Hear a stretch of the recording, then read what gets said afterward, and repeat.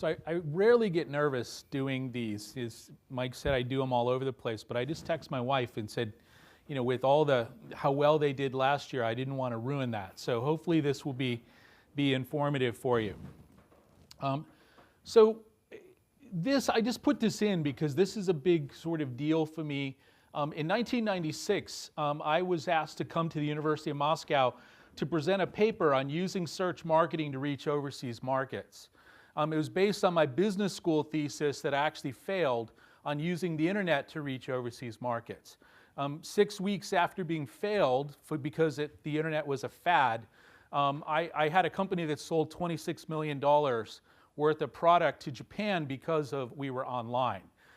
So they passed me and then asked me to present a paper, which then became this paper in Moscow. But what was interesting here was things that we were talking about 20 years ago are really just now coming to be around intent. Why did people do the query they did? What are they looking for? And one thing that I put about search that I think people often miss, it's really the #1 marketing opportunity that's based on what somebody wants. They're telling you what they want. Unlike us trying to push out whatever message we have, they're simply asking questions. And it's for us to listen to those questions. The other one, it works across the funnel. We can make a case that by understanding the query, we can see where it fits in the funnel. Is it the top of the funnel? Is it the bottom of the funnel? We can look at personas. And it's interesting, for the past 6 years, I've been doing some really interesting models that really nobody in hospitality gives a shit about. And the thing is, because it scares them. And it scares them because it requires them to change the way they think. And that's a couple of things I'm going to talk about today, is just we have to change the way we think about some things. All right, so as I said, I fly. I'm a United 3 million miler. I bitch about them all the time on Facebook about how horrible my experience is. And so far this year, 167,000, that was before this trip. And I have at least 3 more Asia trips. So I'll do easy 250 this year. And this is an easy year, which I promised my wife. I stay, I've got top level. I'm lifetime platinum at Starwood and Marriott. I'm actually doing a competitive challenge with Hyatt, although I didn't stay at Hyatt tonight. I stayed across the street at the Sheraton. I've been to 108 countries. A good chunk of that was when I was in the Marine Corps. I don't look like it anymore.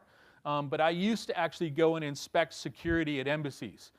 So I get a lot of calls from friends wanting to know my opinion on Benghazi and things like that. So I've been in all the tiny countries all over Asia, especially. I do 12 a year. The most was 26. And the first country I ever went to was Japan as a young Marine. And that makes my favorite place in the world is this place in Kyoto, Japan. I brought back a souvenir from Japan. I've been married to her for 32 years. So it's why it's sort of, I'm partial to this place. But I just want to set this up, is I travel a lot. I do all my own travel booking. I don't use an agent. I do all the stuff myself because I know what I like. And I think that, is one of the things I want to talk about, is understanding sort of some of the things that I see and I do. #1 reason I choose some of the places I go recreationally is I'm a big fan of hard rock. So I've been to 152. I have credit for 130. So now when I hit 150, I actually get that year's pins in a frame and a nice little certificate from the CEO. So we're trying to get to that now. So now anytime we're going someplace, first thing I check, is there a hard rock?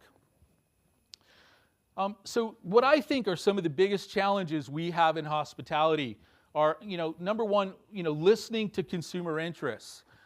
What did they want? How are people changing? 2, technology and business model disruption. And then lastly is mobile devices. I think we're grossly underestimating what's happening with mobile devices. And I'm going to try to make a case for each of these as being something we need to seriously think about. So, we got to have stats.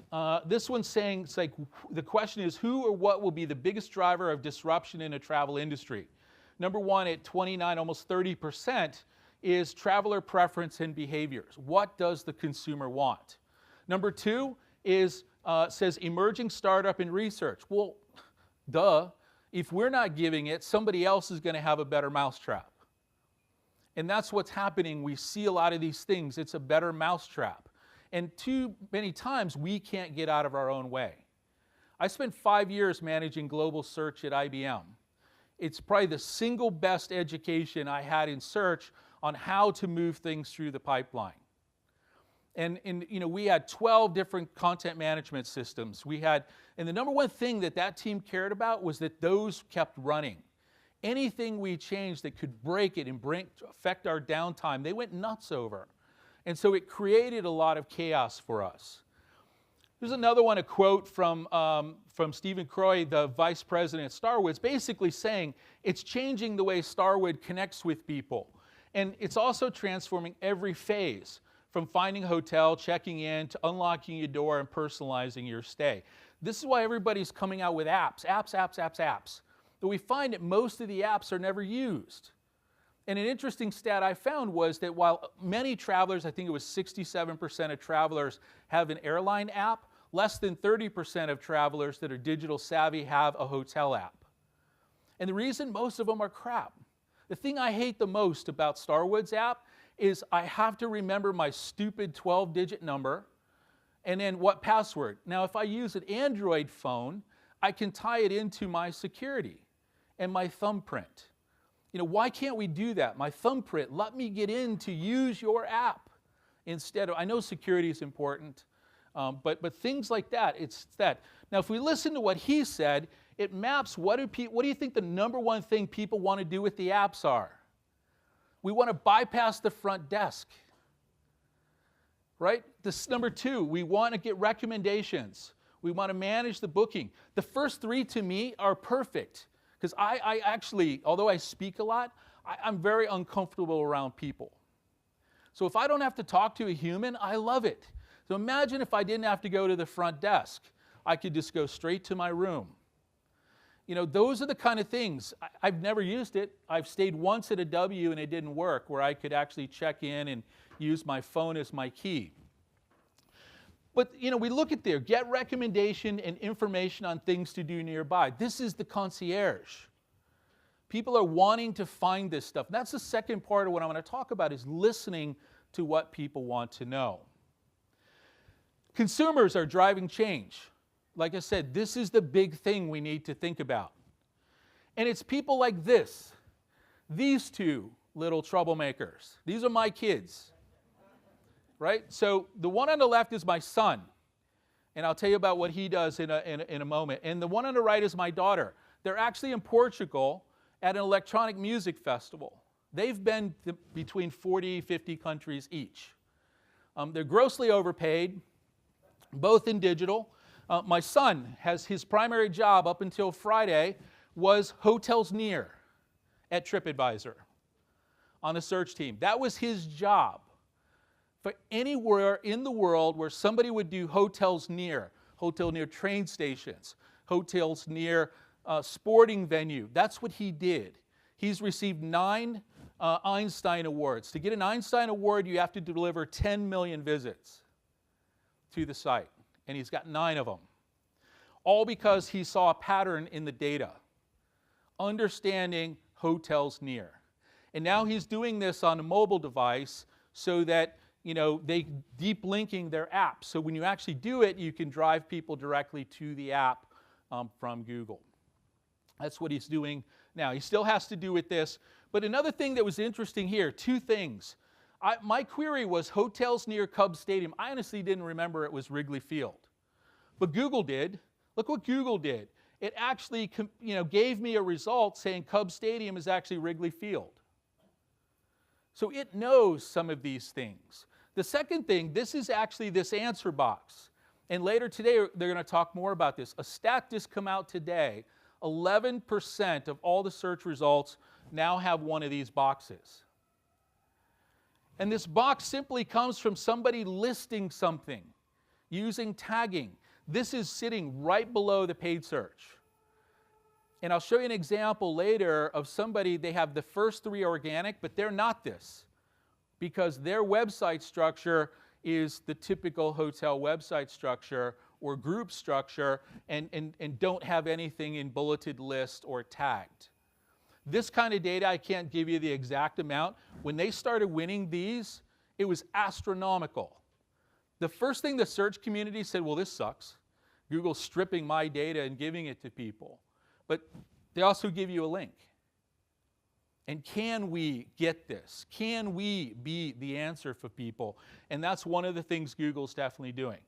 All right, so the other part of the troublemaking team is my daughter. My daughter manages about $100 million of social paid media for Procter & Gamble. And so she recently did a test. She does social media. She's the black sheep of the family. My wife does Japanese search, and my son's a TripAdvisor, and so she went into social media. So she did a test. Can I do an 8-country trip in Europe and not book anything before I go except my flight? And can I use social media to find what to do and where to stay?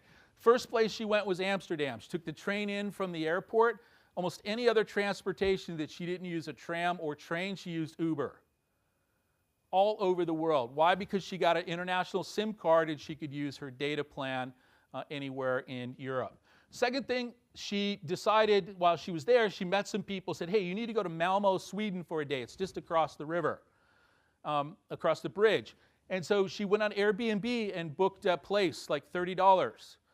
Went there, it was nice. Every single place she stayed, she did Airbnb. The reason is because both of my kids are frustrated by variable pricing at hotels.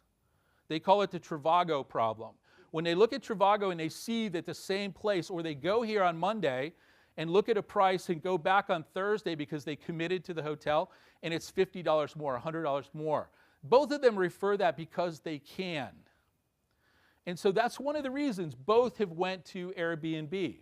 Second thing she did, she went on Pinterest, of all places, and said, what do I do in Stockholm and Copenhagen? And then she went and took a stat. This is why she did it. She loves Little Mermaid, and so wanted a picture at the mermaid statue. So posted that on Instagram and said, I came here, I saw it, now I'm hungry. Where should I eat in Copenhagen? On Instagram. And then next thing you know, the #1 food blogger in Copenhagen saw that and said, come join me. I have a new place I'm going to try. She came back from the trip and said, I think I want to be a travel blogger. It's like, no, keep your very well-paid day job and travel blog on the side. And that's what she's starting to think, and that's what she wants to find, is ways to do this. She did this all by herself. She didn't go with a friend or anything. And that's what's changing, is people are researching this stuff. They're the disruptors. And so we need to think about this. Airbnb, it's interesting who they're disrupting. It's sort of the crap brands online. You know, the OTAs that don't do a good job of marketing. That's one of the places they're disrupting. And let's look at this chart, and why is it? Because people can go to some place, they can meet people. People are a lot more social than I am. I've only used Airbnb twice, and the only time I used it is because the hotels were booked. You know, but I would probably do it. But I love my points. So that's one reason. Cities, this was an interesting thing to me. Some of the cities that are starting to emerge as top Airbnb locations. These also mirror a lot of the places millennials are going to and young people want to travel to. So they're bringing that model there. They're demanding that model. And that's one thing I think we can look at, is how do we understand some of these trends and try to capture where people want to go. You know, my wife and I always say, let's watch where Germans go. They're the most adventurous. We're starting to see them go to a lot of interesting places. You know, then typically the Spaniards go, and then the Brits, and then Americans come like 10 years later. You know, but try to find, and this is one of the things, is where are people going for some of this, and can we capture that information? Mobile devices. This is really changing everything, and for a number of reasons. Here's the obligatory stat saying mobile's going off the charts. We start to look at the percentage of people that are digital travelers. You know, right now we're at 51%, almost 52%. Of many bookings being done on a mobile device. And it's interesting when you start to split out tablets. It's amazing how many people will watch an Anthony Bourdain show And we can see the query volume go up after a show if he's going to Havana, people doing queries about that particular city. And that's one thing I'm starting to see people do is what was on TV on a given day, looking at things like that, and then can we heavy up our advertising during those programs? So I do a lot of work with Pernod Ricard, and so they own Havana Club, which we can't yet sell in the United States. But we can sure as hell bring people to restaurants in Havana so they could try Havana Club, so once it's available, they'll already have a taste for it. So we've been just really going crazy trying to get as much ink as we can on places to go, primarily that sell like restaurants and bars and things like that in Havana, so that people can be exposed to the #1 rum in Havana, and then when it's available here, they would actually buy it. So it's an interesting forward-looking strategy to capture people. So 73% use mobile device to research a trip. This is the gorpy details of where do I go, what do I do, where do I stay, asking all these questions. And 91% will use a smartphone. We think of the format of the tablet, but we're definitely seeing more and more people, at least today, using the smartphone. This is one, and I know there's a deeper discussion about this later, but this came from Google. This is about Amy, who was going on a trip and actually had 419 of these digital moments where she looked at all these different sites, looked at different videos, trying to find out. It's like my daughter. I would never have thought to go to Pinterest to see what do I see, but when I did, it's like, oh wow, it's not a bunch of stupid text to rank well in Google, it's actual pictures of places. People have actually curated the 10 things to do here with pictures. So it's a much more visual medium, and it allows us to connect with people on a richer basis. So I did some tests, because I'm really passionate that mobile and paid search on mobile completely sucks 100%. Right? And hopefully I can convince you of that so you can improve that. My query here, hotels near Wrigley Field. Now I know it's called Wrigley Field, so I can put in the right wording. This is the result I get. And anybody from ExpediaHotels.com here? Good, so I can speak frankly. I was going to anyways, but look at the ad. Just stop for a moment and look at the ad. There's nothing but a bunch of crap. It's all marketing stuff, because who writes these ads? Marketers. So here, Chicago hotels near Wrigley Field. Okay, that's good. Then 24-hour support, so you're going to tell me my thing's probably going to be screwed up, so I do need to call you 24 hours. Daily deals, types, best hotels. How about how close we've got them close? Something about Wrigley Field. All right, the next one. Now, what I thought was interesting is both guarantees the best price. 2 people tell me they have the best price. What does that do now? It forces me to look at both, because who's lying? And do I have to keep going back and forth to see if it changes? It can be distracting. Cheap hotels near O'Hare. 3 reasons people would need a cheap hotel near O'Hare. Number 1, what's number 1 reason? Price, well, the location is the second reason. Number 1 is, if you're like me, 18 out of the last 20 times I've come to Chicago, I've had to spend the night in Chicago because the flight got canceled. And so that's why people are pissed. Their flight got canceled, and they need a cheap place near the airport to stay. Number 2, location. Why? Because they're connecting a flight that's maybe early in the morning. Or again, like United, if I go anywhere in the Caribbean, I have to overnight in Houston because the flights are at 9 a.m. and I can't get from the East Coast to Houston in time to make a 9 a.m. flight. Those are 3 reasons. But look at what we say. Oh, join our rewards program. I'm probably pissed because I'm spending the night in O'Hare. Do I want to join your rewards program? How about we have availability? Stranded, leaving from O'Hare, something that connects to why somebody might actually do that query. Then the third one, parking near Hyatt Magnificent Mile. This hotel. Can I park near this hotel? And the top 2 are apps. Complete waste of time. And the hotel, number 1 organic ranking, says, why, yes. If you're a guest or you're coming here for dinner, you can just drive right up to the front and we'll take care of you. So people are missing the point of why I did those queries. So what Google's done is, like, if you're not smart enough to follow the trends, we're going to force you to follow the trends. And this is where the opinion comes in that they mentioned in advance. So if we look at this, and most people are going to talk about these individually, but if we look at them collectively, we can see some interesting trends. The first one that came out that was directly mobile related was Hummingbird. They had a cool logo. And what Hummingbird was essentially, when I do a certain query, you probably want a certain asset type. And I got so many calls from people saying, Bill, I've been ranking #1 for 11 years for criminal record expungement. And I said, well, was that on Google correct? Or on the actual expungement? Because nobody's going to search for that. They're actually going to use something like how to clear my criminal record. He's like, yeah, I ranked for that too. Or I did. What replaced it was actually 10 sites that literally had a 1 through N list of how to do it.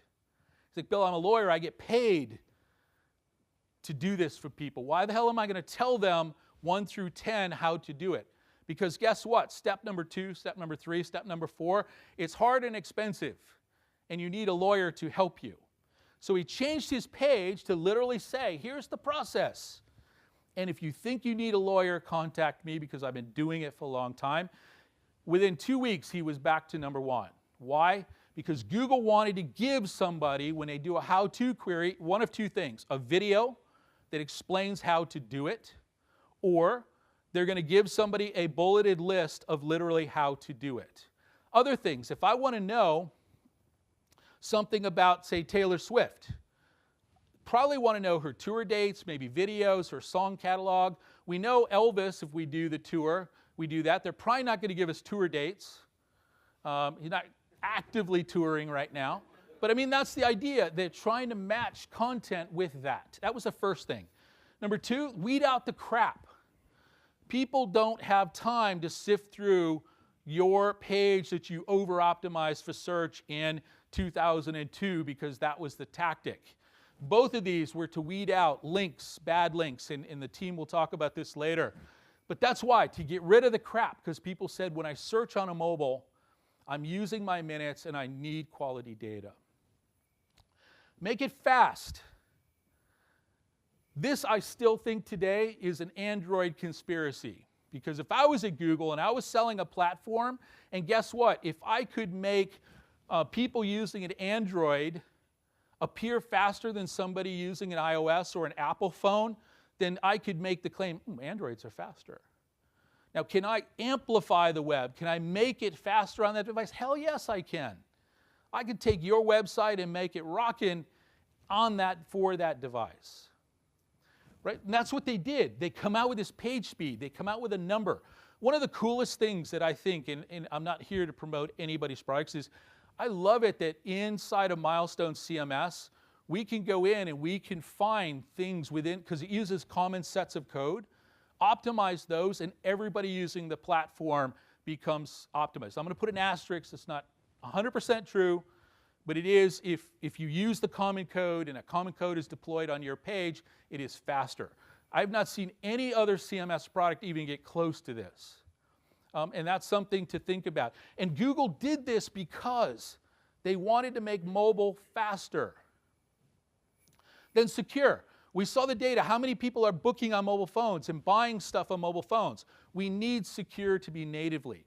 Back in the old days of the web, we used to see the color of the lock would change. We were taught, if it turns green, it's secure. It was unsecure as hell, but the lock turned green, so you felt safe. And then because we felt safe, credit card companies came in and said, oh yeah, buy on the web, have at it. And now we've got stuff on mobile phones, but that's why they did it, to facilitate the comfort level to people to buy online. Mobilegeddon. This was the term given by the search agency. Because why? If you weren't mobile friendly, you were going to disappear from Google's mobile search results. You should disappear.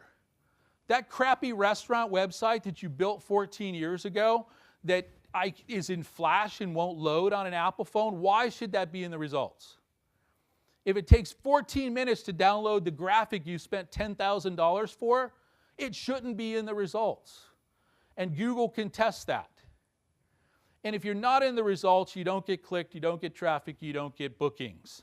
It was that simple. It's a way for Google to force us to make our websites mobile friendly. One other one I didn't put in here, those of you doing paid search, Google took away all those amazing M.dot websites. You used to be able to say, okay, paid search, these are desktop ads, they go to this URL.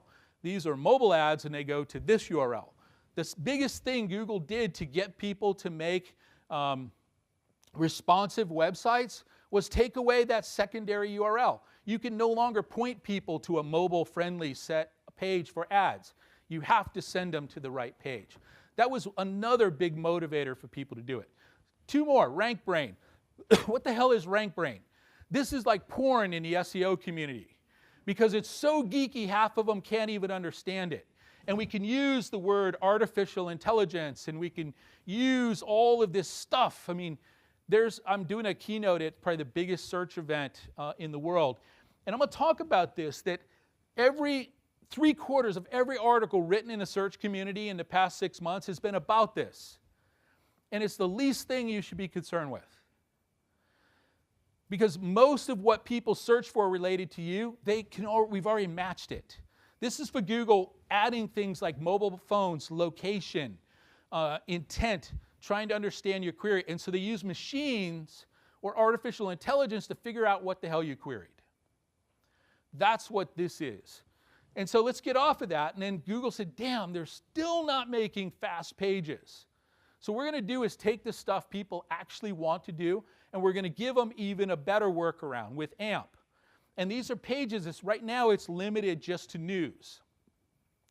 So that you can take a section of content like ESPN did this. It's just off the charts how much more interaction they have with their content because they've made it AMP friendly. Meaning Google literally says, oh, this is the content you want us to show quickly. We'll take it, we'll cache it, we'll show it on an instant.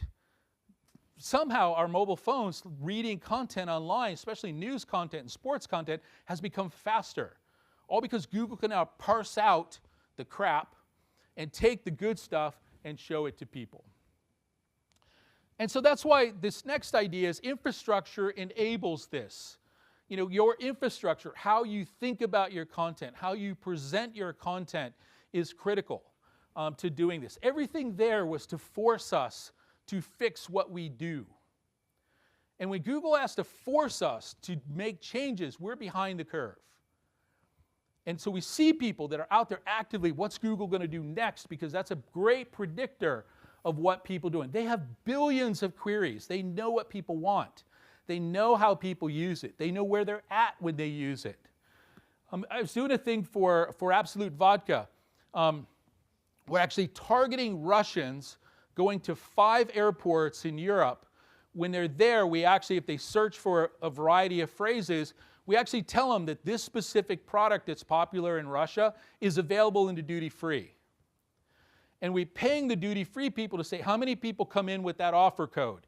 And so we know we're able to hijack people in London Heathrow that are coming or going to Russia and present an ad directly to them, telling them to go buy the product at the duty-free. Because Google understands people are bored waiting for their flight and they're searching for stuff. And this is a great way to connect with them. So the 5 things that you need to stress over, I'm going to go through these quickly. Does my site have the content users need? Does it load quickly? And not in your office on your T1. Probably the biggest thing I found about price in my life, I used to, when I first sold that company that I built when I was in business school, it was an earthquake preparedness company. And we sold it because nobody wanted my earthquake kits. They wanted to know how I cracked the Japanese market using the internet. So I had 10 times the revenue telling people how I did it versus trying to sell them these silly kits. But what we found was I had a project for AT&T and I went to their creative agency's office. Now, there wasn't a single person except maybe a few companies in Japan that had anything better than dial-up at the time. This is 1995. An ad for AT&T or a website for AT&T. They said, we want to show you this logo. It took us hours to do. It's a person reaching in, touching a little pool of water, and we got ripples. I'm like, great, I'd love to see it. Japanese eat that up. They said, we know, right? So we went in the room with the T1 line. The fastest internet you could get. There was a room where we could go do it. I'm like, realize everybody's on slow dial-up. It's going to take like an hour to watch this. And you're like, but they'll wait. No, they won't. They're coming here finding out how they can get online with AT&T in Japan. They're never going to view that. Fortunately, it was the California Surfer Dude language that killed that website, not the image. But that was the problem. Can they interact on a mobile device? Is my phone number, address, and URL correct everywhere? You have no idea where this pops up and how many times it's different. Am I capturing the right information? Another great project was, they're out of business now, but Coldwater Creek, anybody remember them? So I did a project for them a long time ago, and they said, you know, people love our catalogs, and they're a big cataloger, but they never collected email address. And when somebody comes to place an order, ask them, do you have an email address? And they found that almost everybody that called in had an email address. And they started collecting that. Then they could now email people. We created a cool little app that had all of their magazine covers. We had people literally framing their magazine covers. And so we created an app where people could download it as their desktop, their screensaver, and all these cool things because we listened to what they wanted. And can I trigger follow-on engagement? But lastly, this idea you must be useful to the traveler. Number one place people find information, this is just out from, I think Skift had this from Fuel, pretty accurate data about people go to search to start out. So let's deal with this sort of little fly in the ointment. So Priceline says, basically paid. SEO is over. I'm going to show where that's not necessarily the case. And then the guys at Skift took that statement and said, basically SEO is dead. You need to spend a shit ton of money. That's a Google technical term. They actually use that with how much money you should spend. And convert the hell out of them. Duh. That's what we should be doing anyways, whether you're Priceline or you're a small boutique hotel with one location. Paid and organic, it's still to this day. I was looking for a more recent one because Google's done everything possible to get rid of this. But this is about 4 years old. But still, 94% of the clicks go to natural search. Why? Because the paid are crap. We have crap paid ads, so people still come down into the organic. This is one that came out from a company, WordStream. Guess what they sell? Paid search services. But it's true. 64% of the clicks go to commercial terms. Why? Because in our paid ads, we have the luxury or the intelligence to actually put in something people can click, a commercial term. In organic, we don't. Take a look at what Disney's doing. Do some searches for Disney hotels and deals, and what you'll find is Disney's taking some of the ad copy from their paid ads and they're putting it into the title tags and description of organic so that they match. And they found that by sort of shifting people from the paid ad, they save money because now they click on organic because they'd like that 30% off Disney World hotels. So interesting things like that where you can do this. We can take what we learn in paid and apply it to organic.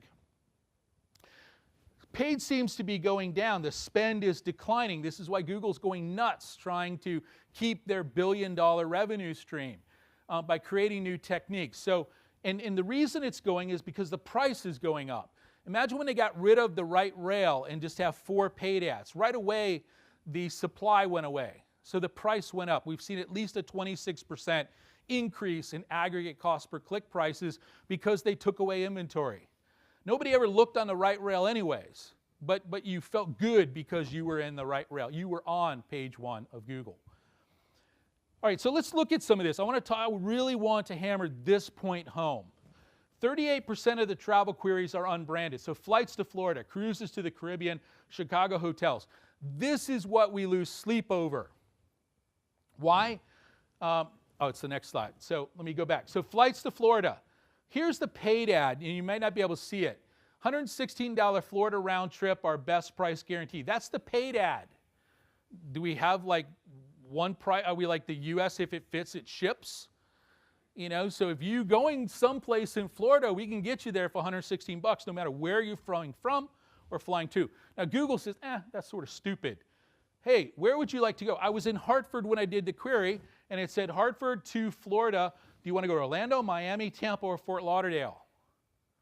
It understood that I'm going to somewhere. Did I just roll the dice? I'll go anywhere in Florida I can get a flight. That's the kind of thing, but people go nuts over this. People do query that.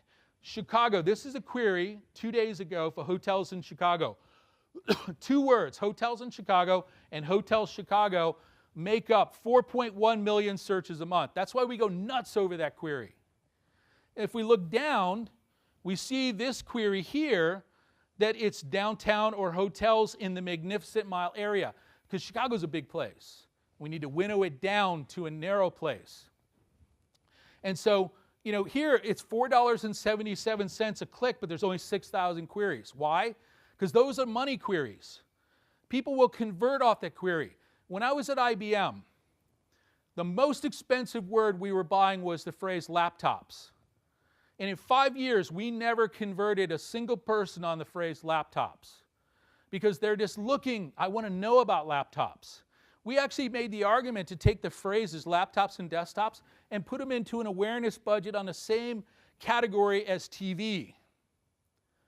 Why? Because nobody's accountable for TV. We can do TV all day long, and they're like, well, we think, well, bookings went up or sales went up during this period, so faith-based marketing rules. But we don't have the same luxury in digital marketing. For some reason, we have to be more accountable. And so this is the kind of silliness. The other one, broad branded queries show loyalty. Starwood Hotels. So my wife said, we need to go scuba diving before the summer's over. Let's go to the Caribbean. So first thing I did was hotels in the Caribbean. Now, as I said, Starwood, in their brilliant marketing tactics, has 3, there is no paid. They have 1, 2, and 3 on organic. But Google took the 6th site and made it the answer box. Why? Because this site actually took the time to say, these are the Starwood hotels in the Caribbean. Yes, Starwood did that on 3 sites, but they look like an Expedia page where I've got, here's my hotel, here's my price, here's my benefits. They didn't literally bullet them. They made creative as hell websites. They made search-friendly as hell websites. But I just, immediately upon seeing this, I honestly did not even look at the 3 Starwoods. I clicked on the first one there, because this guy knows how to monetize content. And I went in and I'm like, oh, okay, we can go to any one of these places. This is a model, I actually did this for Travelocity. I think my NDA is up. Probably 15 years ago. What we found was when they were ranking number 2, they had the highest, and this, let me go back actually. So we said we filtered it about by words that we had assigned to purchase and to a budget traveler, as they called them, the cheap bastards. All right, so these are people that we know have used a query related to being cheap and the last step of the buy cycle. And when they ranked number 2, they actually had 70% of the clicks and 77% of the conversions and 81% of those revenue from those words. Ranking number 2. Anyone want to know why number 2 did better than number 1, even when they were ranking number 1? Number 1 was their brand homepage and had no offer, no message. Number 2 was cheap hotels in, cheap flights in, or 2. It was the message that they were looking for. And that's why paid often doesn't work very well, because we don't listen to what they say. And we started looking at these models. I spent 3 weeks in India with their business intelligence team. The goal was to find what phrases drive lifetime value. It's business class travelers that come there and book and then rebook because they had a good experience booking family vacations. We can see this in the data. Who wants to guess what the top 2 travel-related questions are in the United States? I have to make that qualification. Number 1, what do you think it is? You guys awake? We need to get some more coffee. All right, what to do in, insert destination here, because people want to know there. And what's the worst thing we do as hotel properties? We often don't have enough information what to do there. 2, where is? This is an American thing. It's like people Google, where the hell is this? It's great that you're interested, but I mean, that was the #2 query according to Google, where is? I'm glad you're interested in going there, but can we leverage this? All right, let me speed up a little bit. So this one, do you understand the words that are coming out of my mouth? I'm literally telling you through social media or through search what I want. Just listen to me. Chicago hotels, that was the big money one, 4.1 million queries. I see the map, I'm like, oh, that's a big place. Yeah, reward members, you know, Marriott's things, reward members enjoy free in-room Wi-Fi. Okay, that's great. You're a Chicago hotel, that tells me. Then I'm like, okay, hotels in Chicago, Magnificent Mile. The two queries that people are doing the most are they want free breakfast, free parking, and they want cheap. They're telling me what they want for hotels here. So guess what? The Fairfield Suites has a #2 organic ranking page, and they created a package that matched that. The other cool thing, when I go to that page, it's right there, full front and center. Complimentary, so I wanted free, but I know complimentary is the word we have to use. We hit double, but guess what we have here? We can merchandise it. A very simple question people asked. We can actually put a book now. We have what they want. Let's merchandise these questions. The FAQs. People are asking us for so many things about us and around us, and we need to leverage that. This was how I would actually do the query, but I thought this was fascinating. Hotels near Chicago Marriott downtown. If I'm the Chicago Marriott downtown, I want to know this. Why? Because people want to come, they're probably coming to an event there, but don't want to stay with me. How can I create a page, 5 reasons why you should stay with us versus somebody else? Anything to capture the fact that people want to stay elsewhere. So what's the future? I'm going to go through this really quickly. Triggering an adventure. We have to do a better job of triggering the adventure. Google tells us 37% of all travelers think about going somewhere once a month. How do we trigger it? I'm a big scuba diver. And I got this in it was the regular newsletter from a scuba diving, underwater camera company. And so this is a place in the Philippines. And it has 600 species of nudibranchs. It's a little sea slug that I love taking pictures. I've been to probably 30 countries to take pictures of just these little things. So what do you think the first query I did when I got this? And it said, I need to go there. Who wants to guess what the query I did? Yeah, I wanted to know what's there. So I took anialo and nudibranchs because I wanted to see what they had. Am I seeing things that I've never seen before? I've shot probably, not literally shot, but photography shot, over 1,000 different species of these. And so, you know, I want to get those. So that was there. Second thing, I was doing some research on some of these queries related to Hotel Nikko. Now they're merchandising me on Facebook. But this one, this was 33 years ago when I was in Japan. I posted this 2 years ago, and Facebook said, hey, remember when?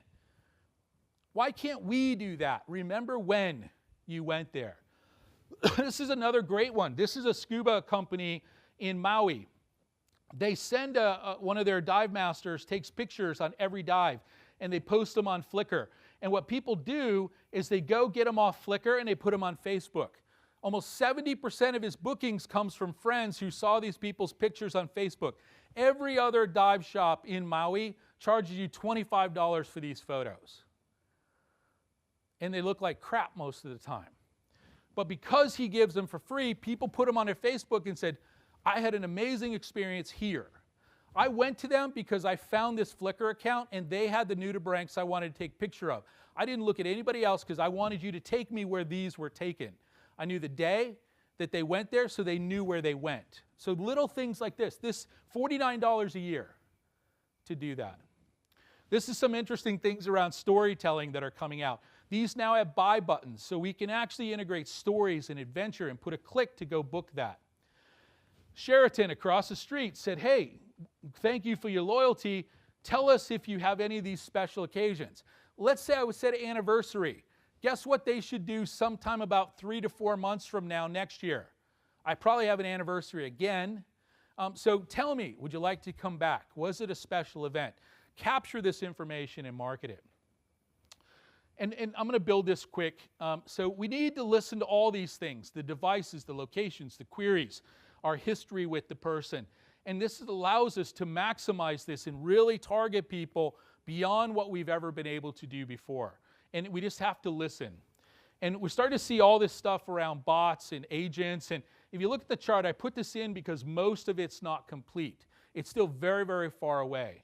And all it starts with is data integration. Start looking at the data. Can we collect our own data and can we leverage it?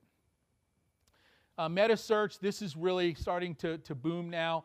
Real-time pricing, real-time availability, rate comparisons. And then the one that I thought was interesting, just to sort of close on, this was some new data that came out of a company called SimilarWeb. 27% of all the clicks to Booking.com are for the phrase booking. Not Booking.com, but booking. The biggest queries are Booking.com, Booking.com, and then Russian for booking. And 0.46 are for hotel. So they're spending a crazy amount of money for their brand. And we're just simply saying, can we look at paid and organic together and see if we still need to do that? So key takeaways, watch Google. They have the data. They're making the moves. Embrace mobile. Understand the consumer needs and wants. Leverage data for tagging and mining.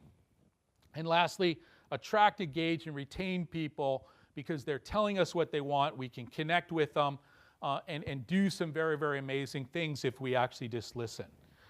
So closing, ensure your brand is findable no matter where or device with the context the searcher wants, then provides relevant and actionable information. It brings them one step closer to your mutual objectives.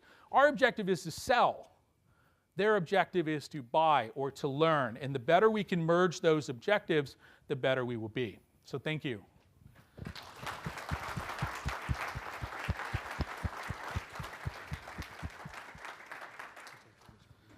Bill, thank you very much. It was a very amazing presentation. If you have a couple minutes for questions, sure, we have a couple here. And I know some of the items in the slides were maybe a little bit hard to see from the back of the room. Some amazing information in there. So just a reminder, you do have these decks in the USBs that were handed out. So if you make sure you have a chance to look through those. So yeah, while we have Bill up here, we have a couple minutes to take for any quick questions on the presentation.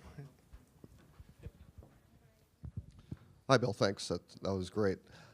Question just on your own personal travel behavior. Seem to be a Starwood preferred guest. Do you chalk that up to true loyalty where you love the brand, or is it gamification because of the points?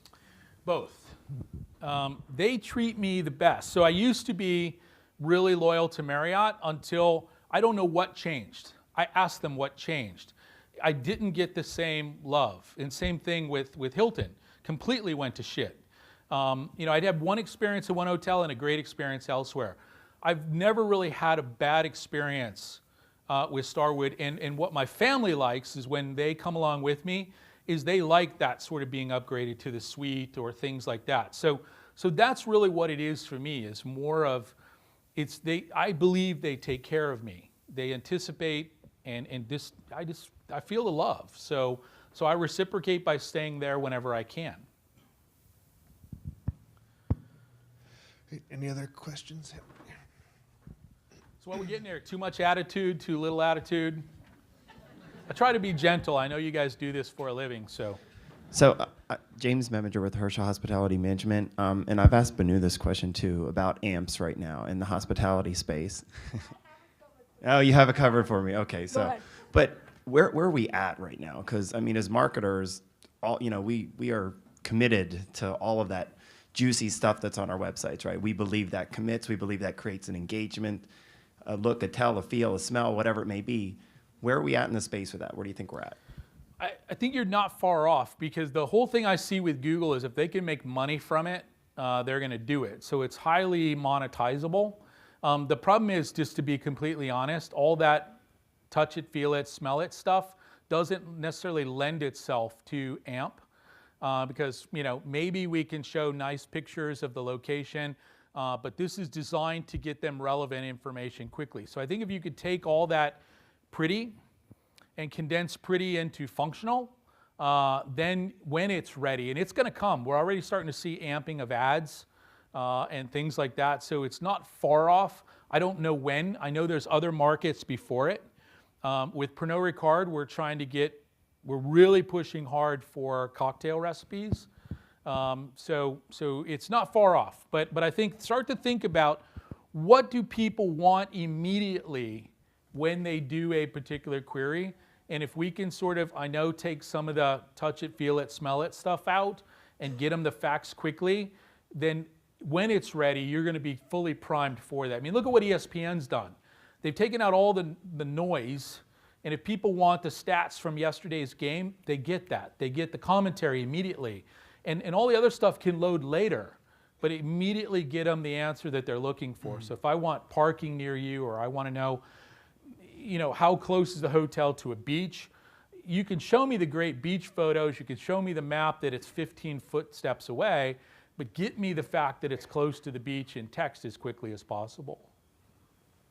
Vague enough for you? Yeah. So Bill, I have a question. You briefly touched upon it in your speech, but what's the best mobile site format, right? There's responsive, MDOT, adaptive responsive. Can you tell us where the industry is headed and what your opinion is? So adaptive responsive, and I'm begging Google, I just sent another email 2 days ago for them to update the website to say adaptive responsive. I wanted to make changes to this last night because this is something, a friend sent me a picture of their new mobile site, and they sell house plans, and said, what do you think? Can you go look at my mobile site? And so when I went there on my mobile phone, what I saw was 3/4 of the screen on my iPhone was print my house plan. I can't print on my mobile phone. That is so worthless to me. Why? Because they shrunk down their web page, and that was in the upper left-hand corner. With adaptive, we have to think. So back to your question with AMP, when I ask for something, how do I get that at the top of the page? Yes, I know you want me to follow you on social media, but I've seen it with Absolute Drinks. The last thing that anybody wants to do when they come for a cocktail recipe is follow you on social media.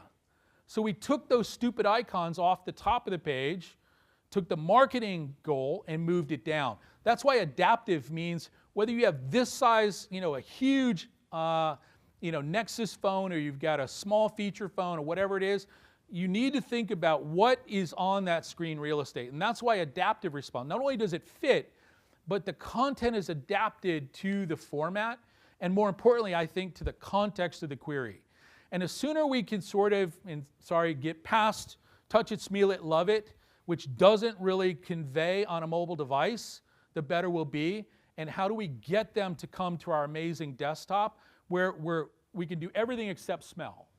But I mean, that's really what we want to do is that. And so that's the definitive. And Google says this, they just don't have it on their damn web page to tell you that's what it should be. Okay, I know it went a little over, so leave it to the MC. Here. Yeah, we'll do one more quick here. Hi, I'm Alex with Club Quarters Hotels. I was wondering, what's the lowest hanging fruit you can think of for hoteliers? What are we doing wrong online that would be easiest to fix? Snippets. If you're ranking for anything, fix that damn snippet. And snippet is the search results. So here's a test that I do. If I rank for something and you're getting less than 5% of the clicks, let's say you're even getting 5%. You rank like the, Fairfield Suites, right? If there's 1,000 queries and they're getting 10, right? And they're number 2. And if I'm getting 2%, that means 98% want what I sell, but not from me. And that's a pretty interesting way to look at it. Now, how can I make them want it from me? And if you looked at those snippets, and those of you who are online, take even your hotel name or something that you think is important, and whether you rank or not, what does your description say? That's 100% editable by you. Google takes it, number one, from the page, 165 to 185 character sentence from the page, and puts it on a page. So when I start a project with someone, that's how I come out a hero in the first week, because I can say, fix these 5 things. Traffic might go up 5, 10, 20, 30%. And they're like, oh, it's like crack when you fix those, because now you've already made the hard part of ranking well, getting people to click through. So find that. That's the lowest possible hanging fruit. Number 2, probably equally, is if you've never looked to see how many of your pages are indexed in Google or any search engine, if you didn't buy the lottery ticket, meaning you didn't get indexed, you're not there. I just wrote a blog post yesterday. A big multinational was missing 74% of the time. And 92% of the 74% of the missing pages were e-commerce pages they were hoping to transact on.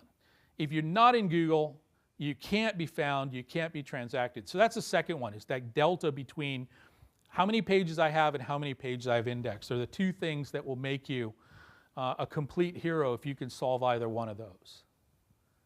And I'll be around all day, so if you got questions, things like that you didn't want to say in public because maybe afraid of my answer, we can talk about it throughout the day. So great, so thank you very much.